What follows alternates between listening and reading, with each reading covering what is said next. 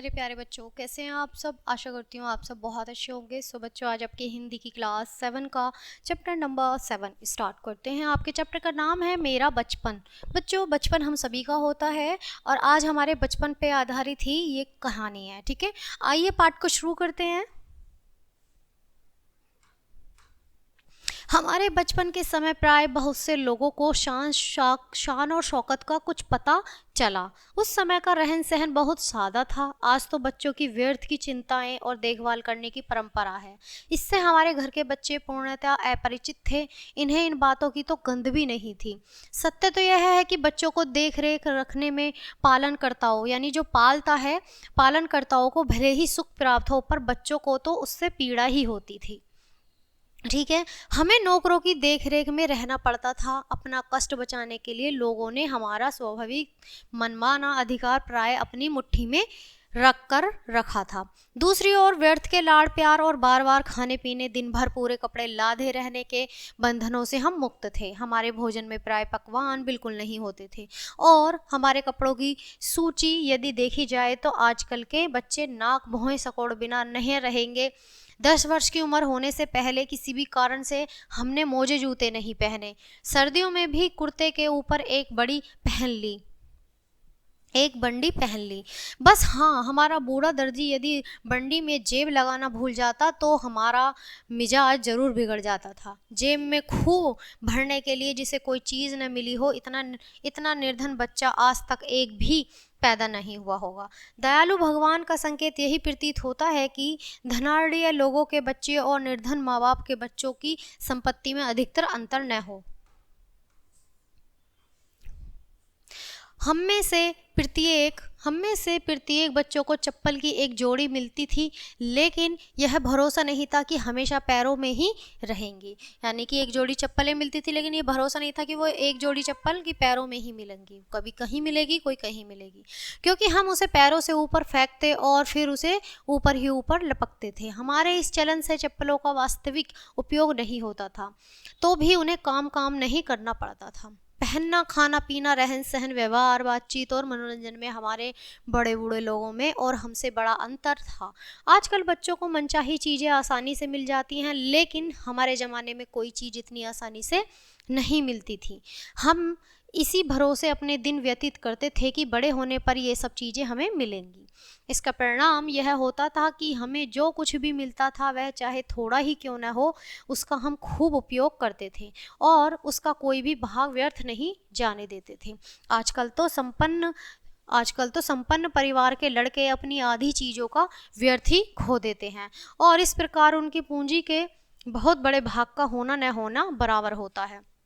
हमारा यह एक नौकरशाह मुझे एक स्थान नियत पर बैठा दिया करता था और मेरे पास एक रेखा खींचकर बड़े गंभीर स्वर में उंगली दिखाकर धमकाता था कि खबरदार, इस लकीर के बाहर मत जाना।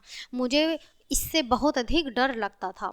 लक्ष्मण की खींची हुई रेखा के बाहर जाने से सीता को दुख भोगना पड़ा, वह मैंने रामायण में पढ़ा था। इस कारण श्याम द्वारा खींची हुई रेखा की ताकत के बारे में मुझे किसी प्रकार का संदेह कैसे हो सकता था।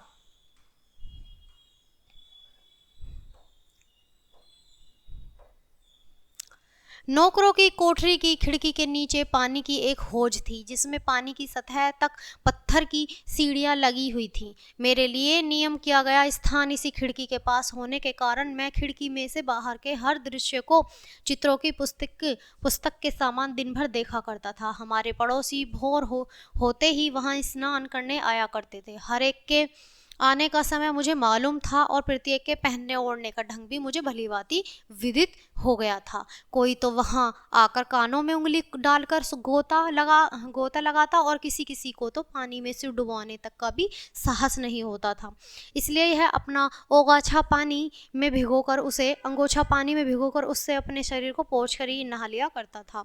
कोई आता तो पानी पर लेटने लगता और कोई सीढ़ी पर से ही पानी में कूद पड़ता था। एक प्रार्थना पढ़ता हुआ, एक सीढ़ी नीचे उतरता हुआ, दूसरा सदा जल्दी में रहा करता था। आया और गोता मारा, कपड़े पहने और चला घर को। तीसरे एक सज्जन वहां आते थे जिन्होंने जल्दी करना शायद मालूम ही न था। आप धीरे धीरे आते, अंगों को खूब रगड़ साफ करते और फिर नहाकर स्वच्छ वस्त्र और वस्त्र और वह भी बहुत रुक रुक कर पहनते। फिर बगीचे में आकर फूल चुनते और बड़ी सफाई और ताजगी के साथ घर आते थे। दोपहर तक यही झमेला करता था। दोपहर के बाद यहाँ चैन होती और केवल बत्तखें यहाँ तैरा करती थीं। इस प्रकार के प्रतिबंधों से ही हमें संसार के सौंदर्य को देखना पड़ता था। बाहर के संसार का रूप मेरी समझ से बाहर था। बात थी उसकी ध्वनि की। ध्वनि और गंध प्रतिबंधों के छिद्रों में से होकर मेरे पास आती और मुझसे भेंट करके चली जाती थी। मुझे लगता था कि मानो वे कोई तरह की हरकतें करके बंधन के संकीचों में से मुझसे खेलने की इच्छा प्रकट करती।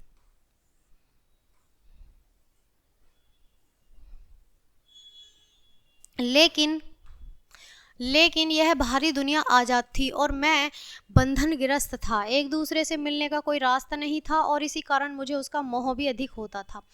उन दिनों की दोपहरी में मैं छज्जे पर खड़ा हो जाया करता था। सॉरी बच्चों, ये छज्जा है।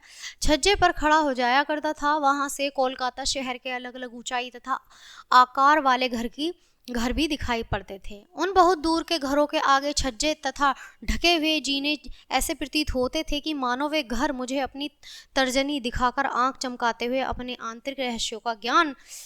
रहस्य ज्ञान करा रहे हों।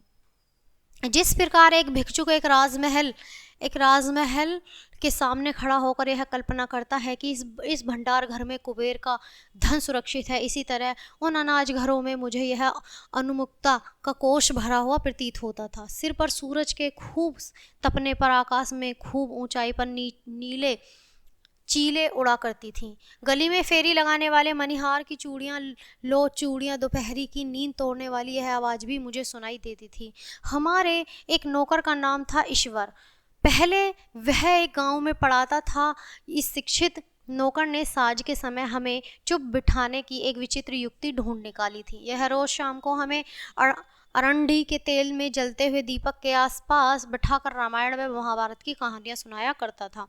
उस दिन कुश और लव की कहानी चल रही थी। हम तन्मय होकर कहानी सुन रहे थे। कहानी का अंत बहुत दूर था। बहुत देर हो गई थी। तभी एक नौकर मुझसे सोने के लिए बुलाने आ पहुंचा। अतः ईश्वर ने कहानी जल्दी पूरी कर दी। इस जल्दबाजी से मुझे भी दुख हुआ। मैंने पाठशाला जाने वाले लड़के के संबोधन से छुटकारा पाने का एक उपाय खोज निकाला था। मैंने अपने बरामदे के एक कोने में एक पाठशाला खोल दी जिसमें लकड़ी के गज मेरे छात्र थे। मैं हाथ में छड़ी लेकर उन गजों के सामने कुर्सी पर शिक्षक बनकर बैठ जाता था। मैंने यह भी निर्धारित कर लिया था कि उन छात्रों में अच्छे और बुरे छात्र कौन कौन से हैं, मूर्ख, चतुर, सीधे और बदमाश कौन है। मैं उनमें से बदमाश छात्रों को बैंत लेकर पीटा करता था। मैंने अपने उन गूंगे छात्रों पर कितना अत्याचार किया था यह बतलाने के लिए उनमें से अब कोई भी नहीं बचा है, क्योंकि उन लकड़ी की छड़ों के स्थान पर अब लोहे के सरिये लगा दिए गए हैं। मुझे ज्ञात हो गया है कि असल की उपेक्षा नकल करना सरल है। मैंने शिक्षकों के गुणों के स्थान पर उनकी जल्दबाजी, चंचलता जैसे बातें ग्रहण कर ली थी।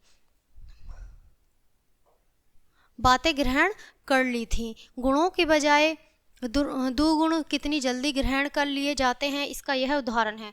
उस समय मेरी उम्र 8 वर्ष से अधिक नहीं थी। मैंने अपने पिताजी की बुआ के बेटे ज्योति के प्रोत्साहन देने से पहली कविता कमल के फूल विषय पर लिखी। इस पर मेरे बड़े भाई को गर्व हुआ। सारे घर में इसके श्रोता ढूंढने पड़े। भाई के कहने पर मैंने संपादक नवगोपाल मित्र को भी यह कविता जाकर सुनाई। सुनकर नवगोपाल बाबू हंसे और बोले, अच्छी है, पर यह द्विरेक क्या चीज़ है। हमारे दफ्तर के मुंशियों पर तो इस द्विरेक शब्द ने बड़ा प्रभाव डाला है। पर नवगोपाल बाबू ने इस शब्द का कोई महत्व न जाना और हंसे भी। मैं समझ गया कि कविता में उसकी पहुंच नहीं है। मैं आज तक नहीं समझ पाया हूँ कि कविता के श्रोता या पाठकों की सरसता, श्रोता होता है बच्चों सुनने वाला, पाठकों की सरसता का किस प्रकार परीक्षण किया जाए और उसके काव्य का सुख मिला या नहीं किस तरह जाना जाए। इस दिन हमारे घर में एक चोर पकड़ा गया। उस समय चोर कैसा होता है यह देखने की मुझे बड़ी इच्छा थी। इसलिए जहाँ पर चोर रखा गया था मैं डरते डरते वहाँ गया। मुझे यह देखकर बड़ा आश्चर्य हुआ कि वह एक आम आदमी जैसा एक आम आदमी जैसा आदमी है, इसलिए द्वार पर पहरा देने वाले उसके साथ व्यवहार करते देखकर मुझे उस पर बड़ी दया आई। जिस तरह पहरेदारों को चोर के साथ बुरा बर्ताव करते देख मुझे खेद हुआ, उसी प्रकार अयोग्य लोगों के द्वार पर काव्य देवता की विडंबना देखकर मुझे बहुत खेद होता।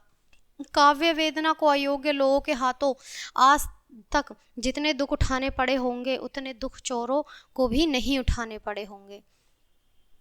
सो बच्चों, ये थी आपकी एक बहुत अच्छी सी कहानी जो रविंद्रनाथ टैगोर के द्वारा लिखी गई है। ठीक है, आई होप आपको ये कहानी बहुत अच्छी लगी होगी, क्योंकि इसमें बचपन की बहुत सारी बातें कही गई हैं। बचपन कैसा होता था, अब पहले ज़माने में बचपन कुछ और था और आज के ज़माने में कुछ और है। सो बच्चों, ये कहानी यहीं ख़त्म होती है। मिलते हैं हम आपसे नेक्स्ट चैप्टर में, नेक्स्ट वीडियो के साथ। तब तक के लिए bye bye and thanks for watching.